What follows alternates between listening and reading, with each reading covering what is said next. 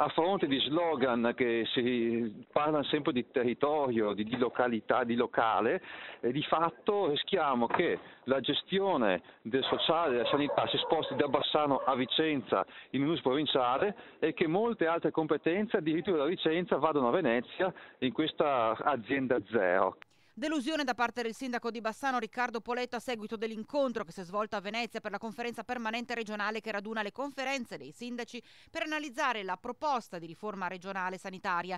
Il territorio rischia di venire fortemente penalizzato, dichiara il primo cittadino. Siamo di fronte a una sorta di spostamento di potere verso l'alto e verso il centro, con il rischio appunto di spostare il baricentro della cosa più importante per i cittadini in luoghi e a livelli molto elevati, molto distanti dai cittadini stessi. Oggi la politica era assente. La lettura che ne faccio io è che si rischia di mettere in mano i tecnici, che sono bravissimi e competenti, ma certe scelte sono politiche. Senta, cosa siete pronti a fare voi come sindaci?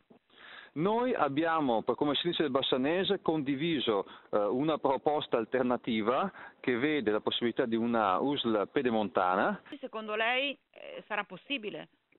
Lascia tutto in mano ai consiglieri regionali. Io credo che se porranno ascolto attentamente al territorio, ma non soltanto i sindaci, anche alle associazioni, al terzo settore, alle cooperative, ma anche al personale sanitario, capiranno che migliorare è possibile, ma bisogna prestare attenzione di non andare verso un così forte accentramento e una così forte distanza tra il territorio e i luoghi dove poi si prendono le decisioni per il territorio.